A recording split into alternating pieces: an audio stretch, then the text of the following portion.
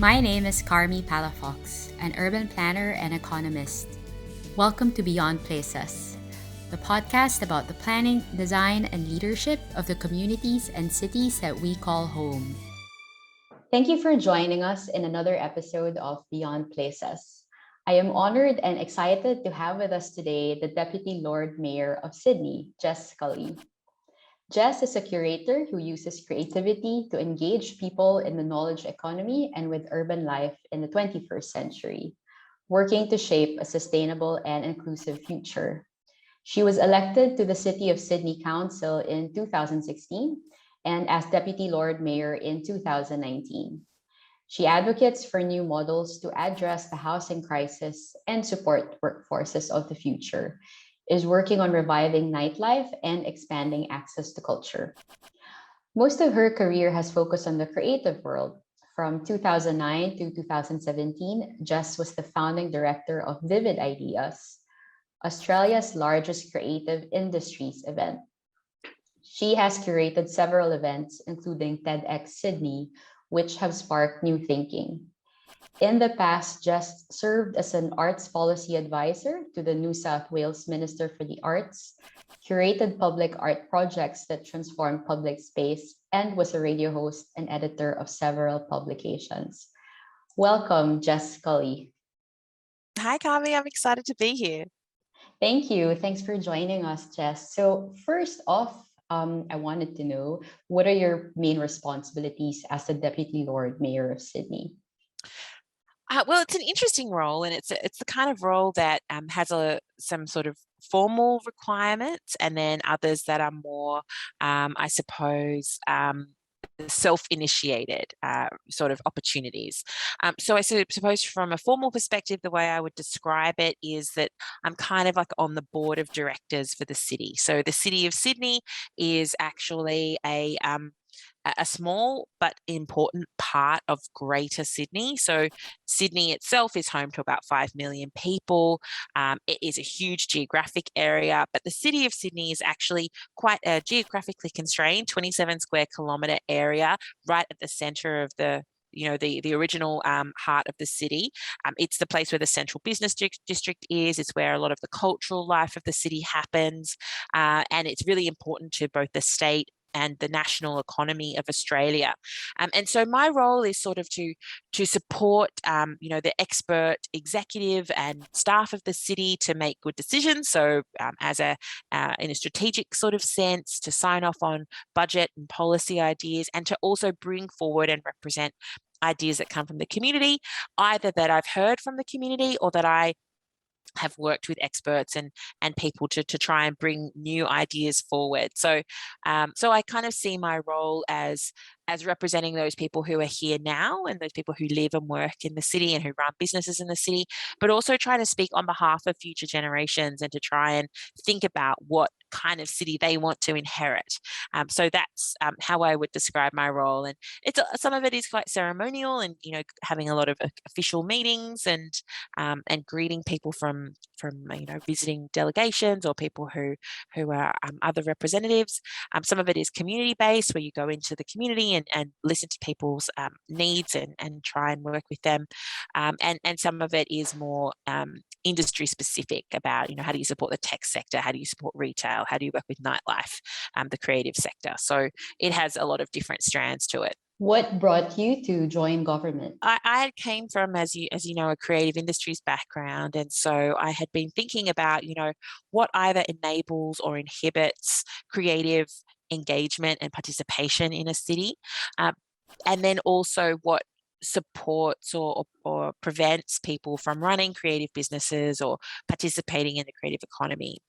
And so I realized that decision making at a city level and the way the city is designed and how the city is opened or closed for those sorts of interactions, a lot of those decisions were made at a city level. And so I started to become very interested in city making and city policy.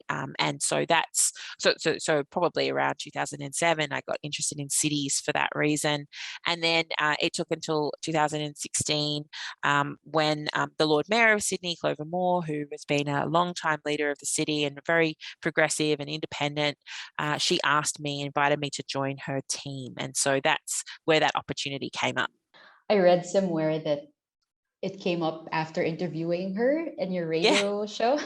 it did. I think I interviewed her. Actually, it was for Monocle, I think it was, and they were interested in her, and I interviewed her for that, and then we got to know each other a little bit, and that's how the opportunity came up.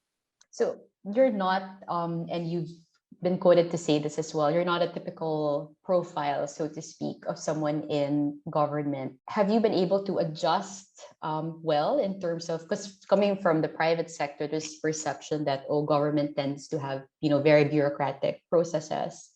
Is that the case, or are you able to make it your own and, infuse the creativity that you're used to into how the city is being managed?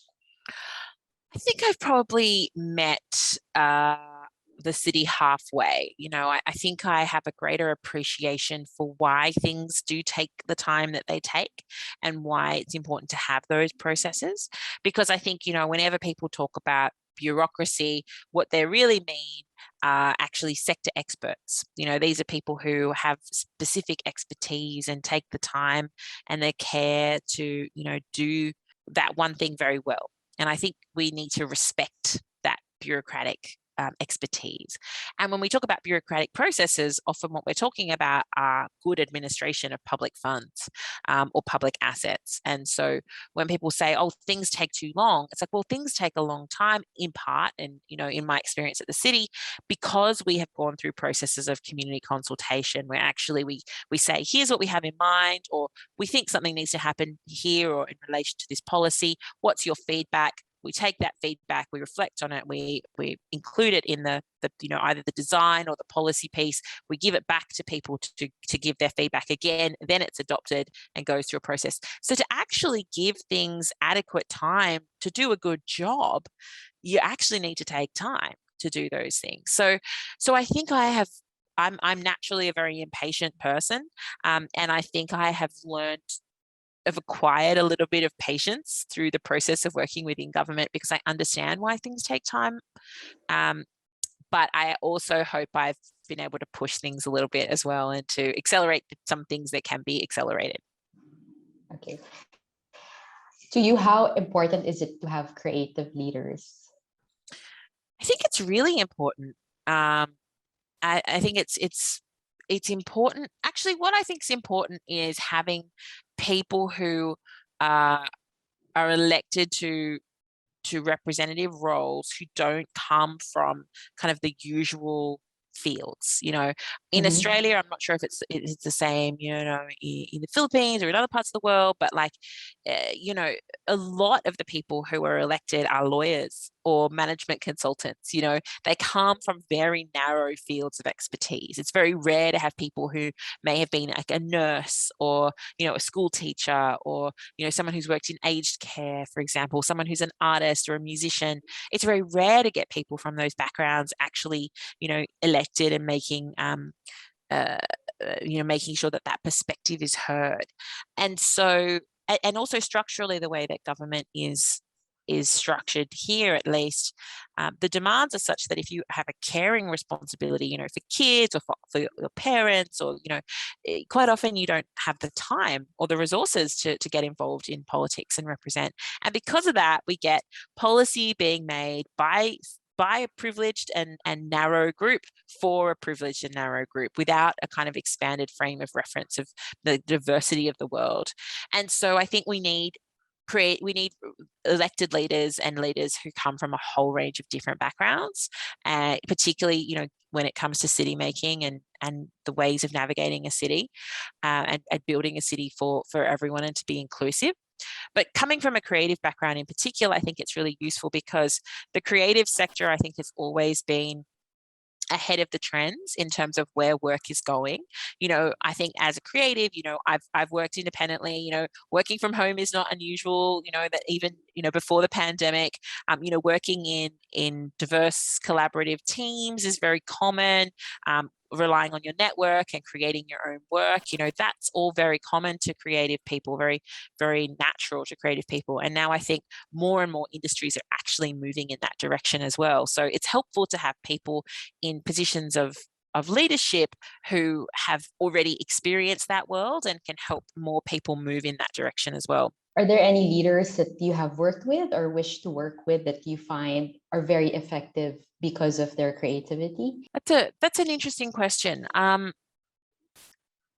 think we don't have that many leaders who come from sort of unconventional backgrounds, so I think there's a lot of people who do great work who I'd love to work with, but it is really rare to see them in an elected position, and understanding and working with the challenges that come from being in a representative role. So yeah, I don't know. I'm still working on that. There's a great people that I've learned from, or even interviewed for the book. There's an amazing leader in Taiwan, whose name is Audrey Tang, and she's the chief digital minister of Taiwan. And, she doesn't come from a government background. She comes from like a gamer and developer background. But what the influence that she's had in politics in Taiwan has been really significant in terms of making politics more transparent and participatory. So I'd love to work with someone like her. And then there are, some elected leaders like Sanna Marin in Finland, for example, who is one of the world's youngest elected leaders. Gabriel Boric in Chile is, one of the world's youngest elected leaders, someone who's come out of student politics basically, and then gone on to lead his country from a perspective, and both Sanna Marin and Gabriel Boric, come from the perspective of trying to make politics accessible and legible and understandable for younger people, people who, in their 20s and 30s in particular. And I think that's really exciting to have younger leaders who are trying to make politics more accessible. So I'd love to, to learn from them too. Great. And if we could please talk about the City of Sydney master plan. So the city is actually currently undergoing through the public consultation. And I've read it and I think it's pretty great. If you could please tell the people watching and listening some of the key proposals in the strategic plan. Yeah, so basically every 10 years or so, the City of Sydney puts out a new vision, and that's the sort of guiding vision for the next 10 years plus. So the last one that we had was designed to take us towards 2030. Mm-hmm. This one is designed to take us towards 2050. And they are really, the new plan is very much an evolution of the old plan rather than a whole departure from it. And really for us at the City of Sydney, the number one priority is making sure that we take climate action, and that we get to net zero, not just within our own operations, which we've achieved within our own operations, but for our whole local government area, for every resident, every business in our local area, which is hard to do when you're kind of at the bottom of the tree when it comes to government, and you don't have the regulatory power to compel or require or change the way that we do energy production, for example, or transport policy. All we can do is incentivize and encourage and collaborate to work with people to achieve that, for example.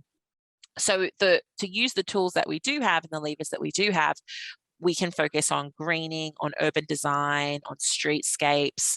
And so some of the ideas we have involve taking some of the huge avenues, like the key avenues into the city, and turning them into green avenues. So rather than kind of caving into the idea that we hear all the time that you've just got to move as many cars through the city as possible, we've really moved in the other direction, is that we've got to make a city that focuses on the human scale and human experience. And so one of the key moves over the last few years has been pedestrianising our main street, George Street, which is the kind of the main avenue through the city, and putting a light rail on it, collaborating with the state government on getting a light rail tram through there. And so the next phase is taking 4 other main arteries into the city and actually narrowing them. So you only get a few lanes of traffic rather than 6 lanes of traffic. You might have 4 or 3. And instead, you have really great cycle paths, you have more planting, you have more pedestrian space, more outdoor dining space. So the green avenues is a key part of 2050. There's also an idea that is much more small scale, but I really, really love, which is the idea of the laneway commons. And so this is in our villages or the suburbs around the city centre. We have a lot of terrace style housing in Sydney, in inner city Sydney. It's a very kind of Victorian era inner city. And so many of those houses have back laneways.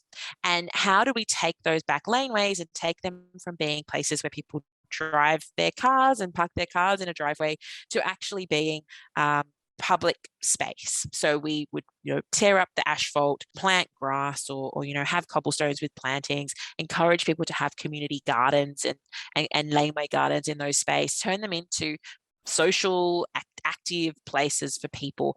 And there's 38.3 hectares of laneways in our city, and imagine if that could even half of that could become active public space. That's one of the ambitions of 2050, at a much more neighborhood level.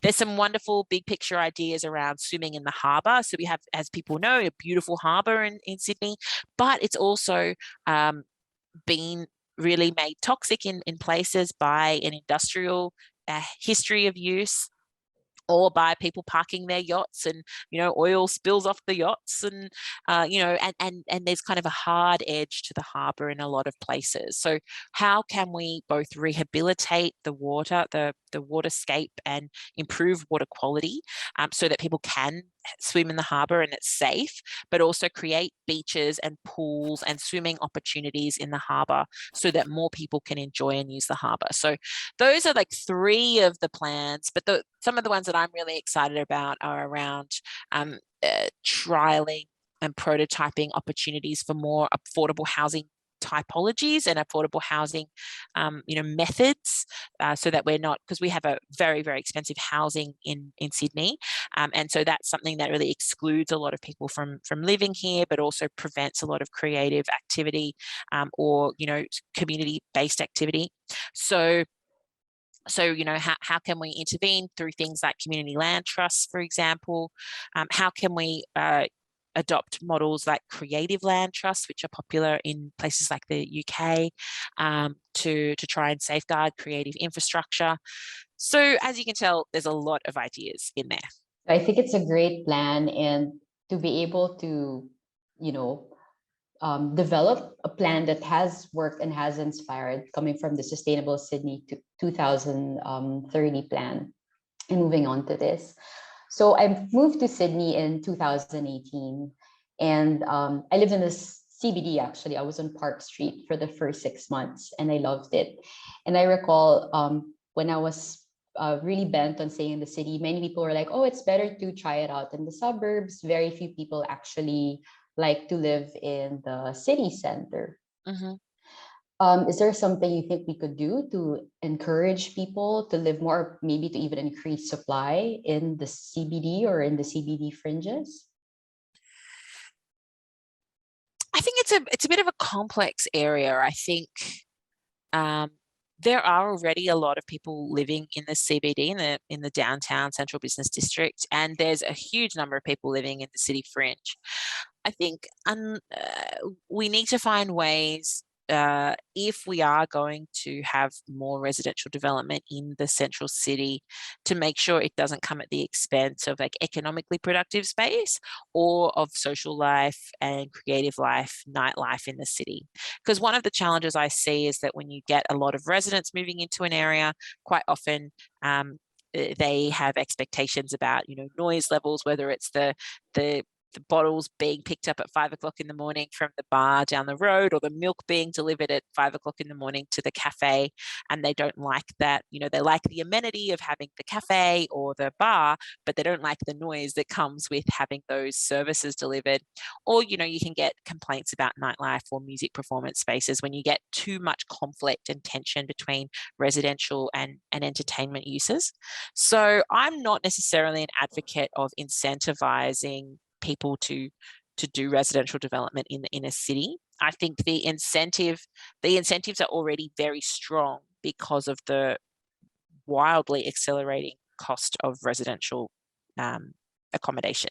So anyone who can build an apartment in the city has probably already done it, and is making plenty of money out of doing it. So the market is providing sufficient incentives for residential development. What I think we need to incentivize in more creative spaces and more multi-purpose economically productive spaces. So I mean like office space that doesn't just sit empty for 2/3 of the day, but office space that's actually working harder. Yeah, so it's interesting because a lot of people think that the way to drive a CBD recovery is to get more people to live in the CBD, but I don't actually subscribe to that view. So the master plan, I understood that you had the city government has consulted tens of thousands of people, and you had introduced the citizens jury process. Can you please tell us more about that? Yeah. And, a citizens jury is something that I was really passionate about and really advocated for the city to adopt. And it's something I wrote about in my book. So, a couple of years ago, I wrote this book, Glimpses of Utopia. That's my personal copy. You can tell it's just like, I obviously reference it a lot. But basically, I think one of the challenges that we have in government at all levels is that we only hear from a very narrow group of people. We tend to hear from people who know how the system works, who tend to be older, they tend to be wealthier, they tend to more likely come from English-speaking backgrounds, they are more likely to be people who are owners rather than renters. And because of that, we tend to see requests or policy feedback that sort of advantages people who are already pretty advantaged or privileged. And we tend to get as well a lot of commentary or feedback that relates to the immediate priorities or needs of people, here and now, and less holistic thinking about what the city might need in the future or what might be needed by people who don't usually come to the table. So a citizens jury process is a kind of deliberative democracy. There's a lot of different names for it. There are things like citizens assemblies, participatory democracy, deliberative democracy. Basically, these are ways to create a representative group that represents kind of demographically the community, so by age, gender, education, by wealth level, whether you rent or own, and then paying those people and having really good and thoughtful and experienced facilitation and giving them a really specific brief. So in the case of the City of Sydney, the brief was to take 2,500 ideas we'd received from the community, a whole bunch of expert reports, reports and feedback from students and kids, and a whole lot of information.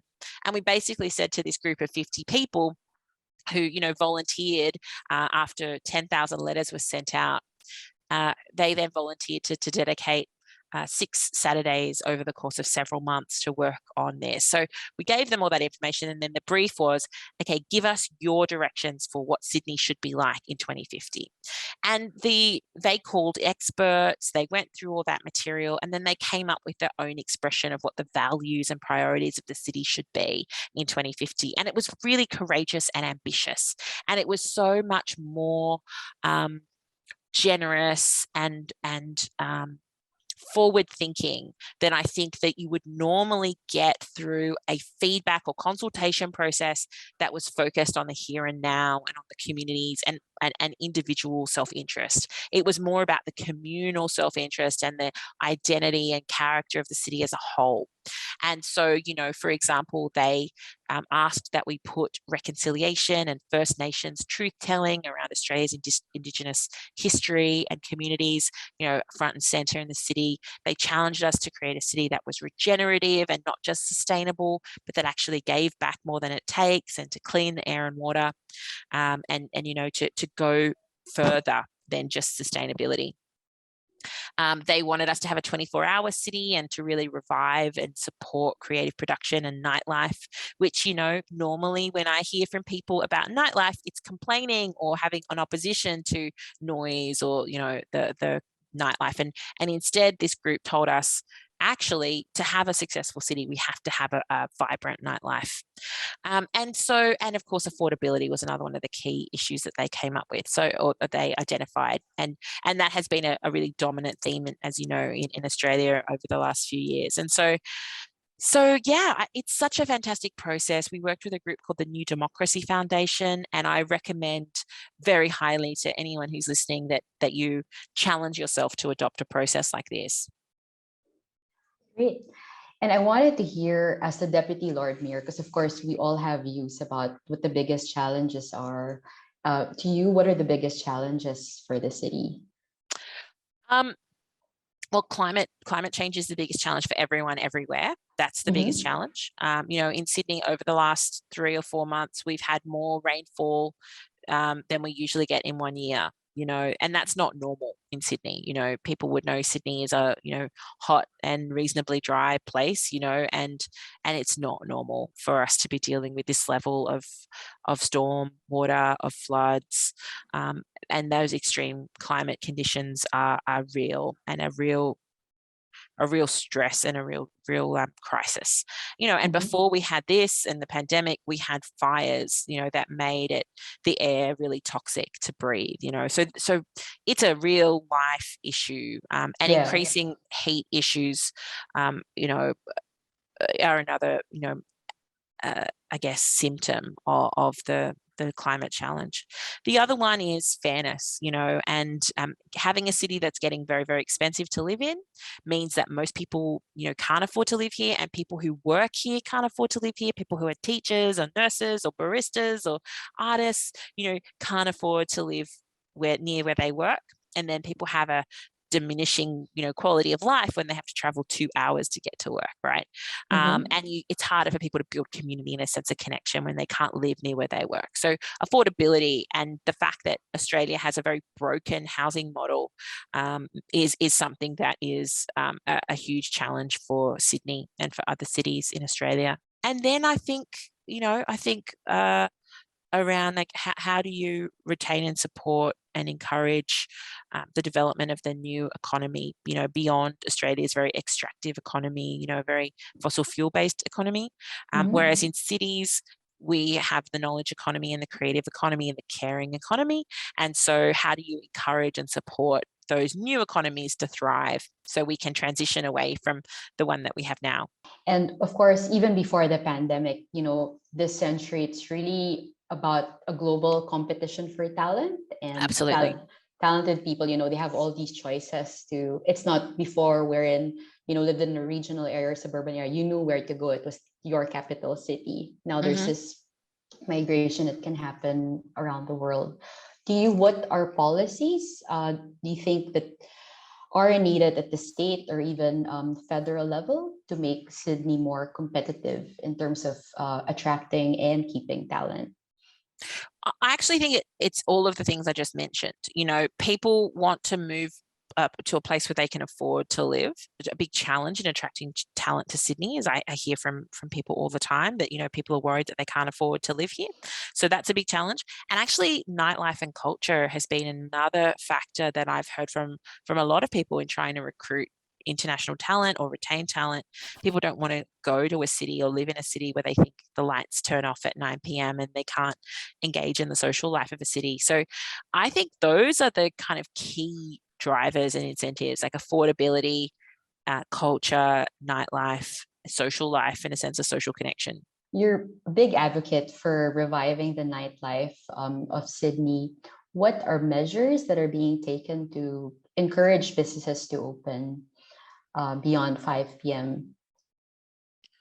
Well, one of the, over the last few years, particularly in 2017, 2018, I did a lot of work to try and change trading hours so that to make it easier and clearer where people could trade later.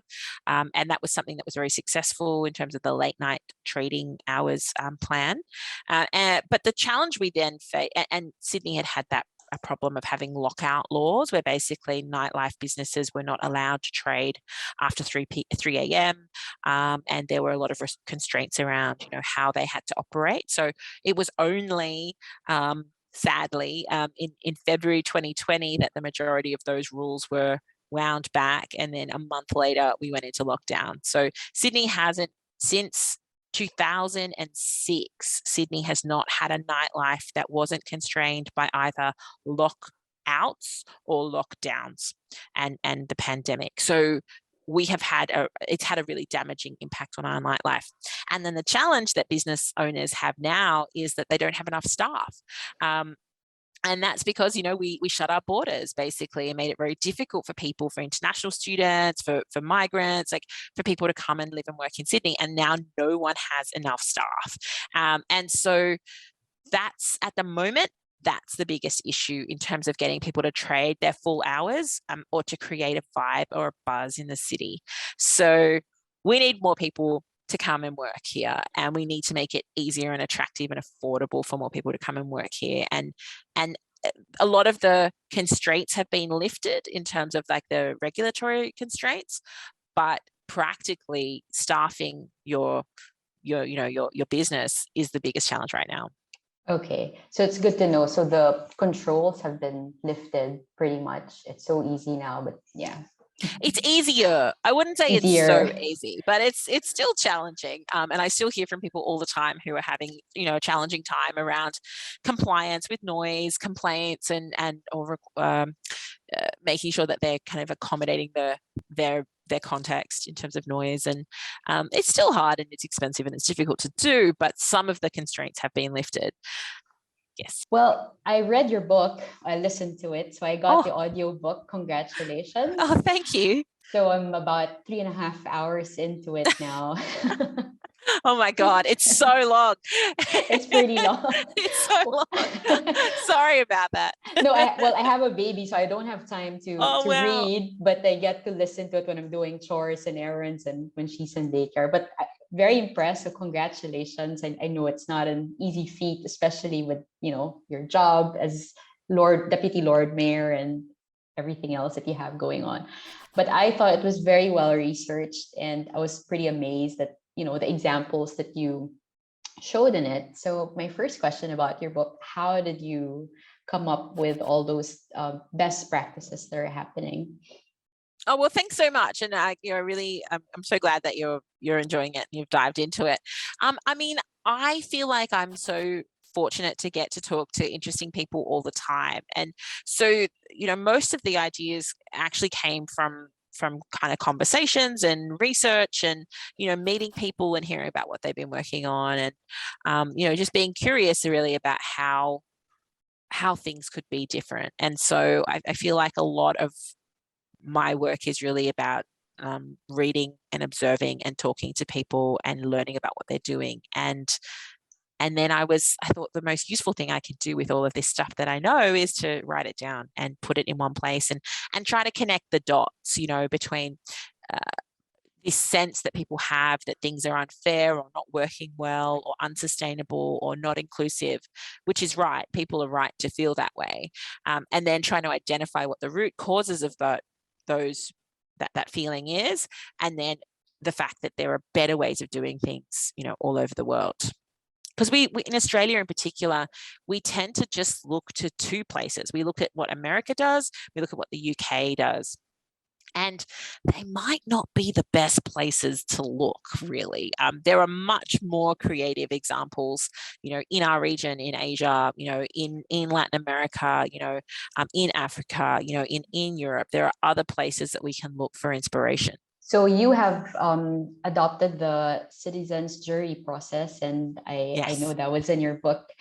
If you could pick maybe 3 more examples in your book that you think we should do more of in Sydney and Australia, what would they be? I think, we need to have a much more fundamental question about land.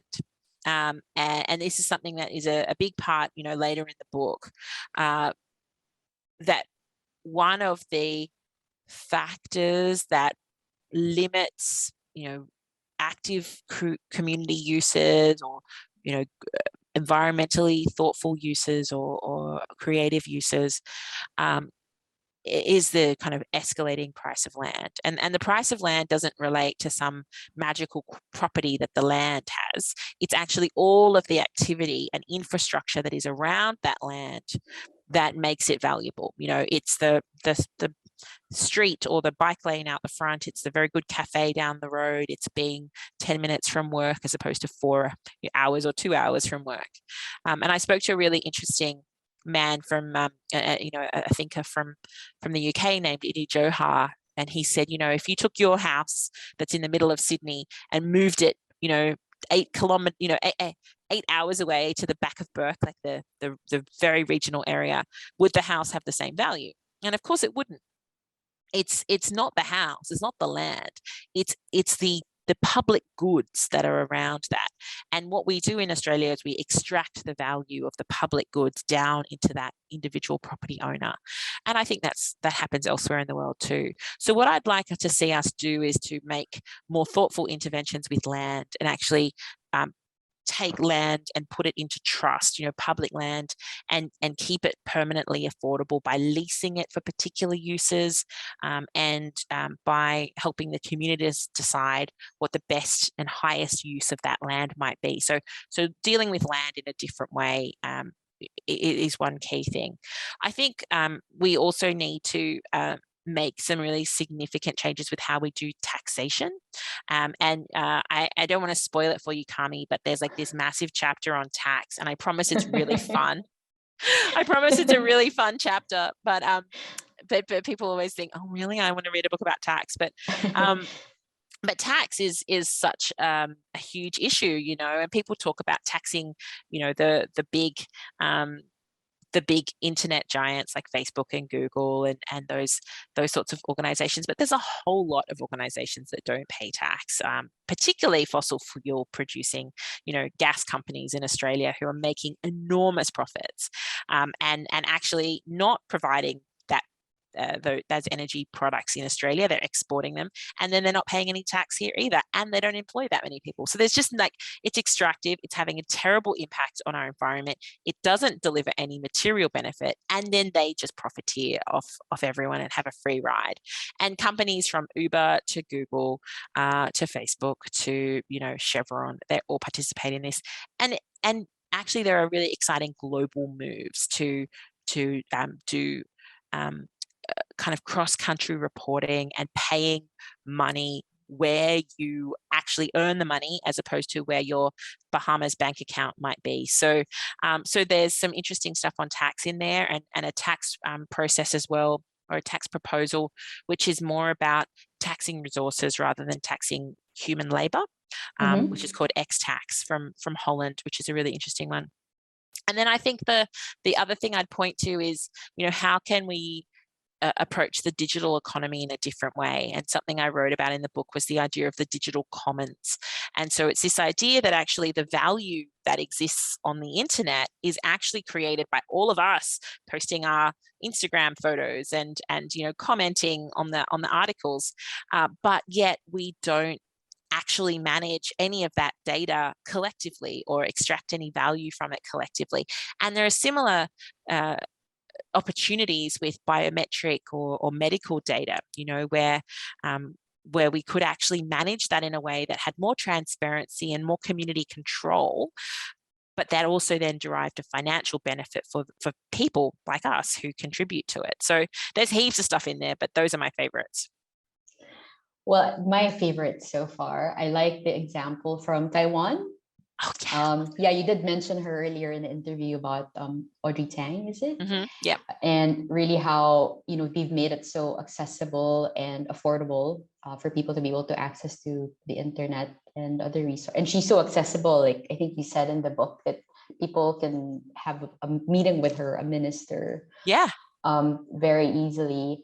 And I also like the bit about the caring economy. Yeah. And I think because, you know, for all of the positives that we have in Australia, I think it's so odd that childcare is so expensive. And I'm sure it has a lot to do with, you know, inequality and women being able to work more and whatnot. So it would be interesting to see new models come up into how to make childcare, well, more accessible and more affordable, but also paying the people who do care for children and the elderly better. I think that's one of the most important points, and I'm so glad that that resonated with you. I think in Australia, we're having a conversation now about aged care and how poorly that's managed, and there's really poor outcomes for those older people who are in aged care, poor outcomes for the workers, and yet someone's making a whole lot of money out of it, right? And here and in the UK, it's become a huge industry and a very exploitative industry. It can be done better. And it has been done better here before, and aged care and childcare are very, very similar in that way. So we need to just go back to basics and actually redesign those systems. Also, lastly, because for people to learn more about the Master Plan of Sydney, how can they access and potentially give their inputs to it? That's a great idea, and it's only going to be enriched, by people participating and giving feedback. And so go to sydneyyoursay.com.au and look for Sustainable Sydney 2050. And there should be a number of different ways, from surveys to writing an email. But you should be able to find the documents on there and give your feedback on there too. Well, thanks so much for your time, Jess. I really enjoyed this conversation. It's so nice to finally meet you. And thanks for, giving so much of yourself to the city and to public service. For the people listening and watching, how can they get more information about you and your book? Sure. Thank you, Kami. It's been such a pleasure having a chat with you, and thank you for diving into the ideas in the book. I have exported most of my brain into Glimpses of Utopia, Real Ideas for a Fairer World. So please check it out if you can find it in your bookshops, or as an audiobook or an ebook. And you can go to my website, glimpsesofutopia.com, or JessScully.com. But I'm actually probably most active on Instagram. So follow me on Instagram, Jess Scully Sydney, and then kind of stay in touch and let's chat and tell me about what you're doing that's exciting, because I would love to learn about it. Great. Thank you, Jess. Thanks, Kami. Bye. Bye. Thank you very much for listening to this episode of Beyond Places. I would love to hear from you. Feel free to connect with me on social media and carmipalafox@gmail.com. If you enjoy this podcast, please do subscribe. I would really appreciate it. Bye, and see you again next week.